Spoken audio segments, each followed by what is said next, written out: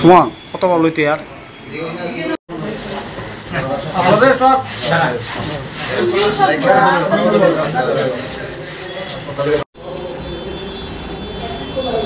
একটু এদিকে তাহলে আটশোটা তোমার মোবাইল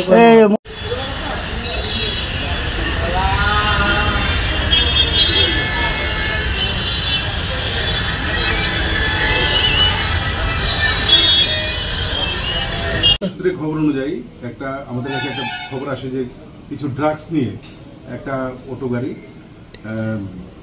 ঘোরাফেরা করছে।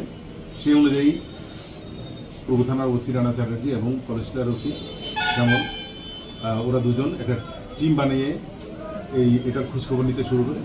পরবর্তী সময়ে এমবিবি কলেজের থেকে যে রাস্তাটা আড়ালিয়ার দিকে যাচ্ছে, এমবিবি কলেজ থেকে যে রাস্তাটা আড়ালিয়ার দিকে যায়, ওই রাস্তার ওইখানে গিয়ে ওই অটোটাকে আটক করা হয়। অটোর মধ্যে দুইজনকে পাওয়া যায়। একজনের নাম হচ্ছে সমর দাস, আরেকজন সন্দীপ কুমার সরকার। এবং ওদেরকে জিজ্ঞাসাবাদ এবং ওদেরকে তল্লাশি চালিয়ে পুলিশ 10টি পাউচ পায়। প্রতিটা পাউচ ব্রাউন সুগার ভর্তি ছিল এবং টোটাল 1.14 গ্রাম ব্রাউন সুগার পাওয়া যায়। এদেরকে অ্যারেস্ট করা হয়েছে এবং জিজ্ঞাসাবাদে আরও 3 জনের নাম শনাক্ত হয়েছে। ওদেরকে অ্যারেস্ট করা হবে। কোন জায়গা থেকে পেছনে কোন জায়গা আছে? ওদের বললাম তো এমবিবি কলেজ থেকে যে রাস্তাটা আড়ালিয়ার দিকে গেছে। কয়টার সময়? এটা রাত্রি 10:45। অটো ড্রাইভার নিয়ে 3 জন আর 2 জন?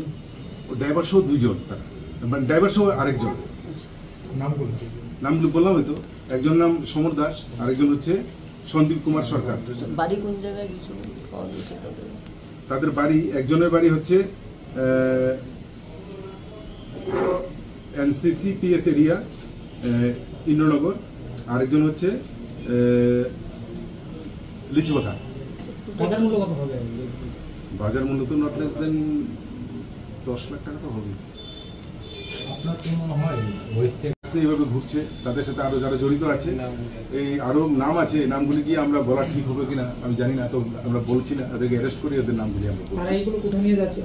এরা বিভিন্ন জায়গায় এগুলি ডিস্ট্রিবিউট করে এবং যারা ড্রাগ পেডেলার এবং তারা ছোট ছোট যারা ব্যবসায়ী আছে ওদের কাছে এগুলি সারা শহরে ছড়িয়ে দেয়।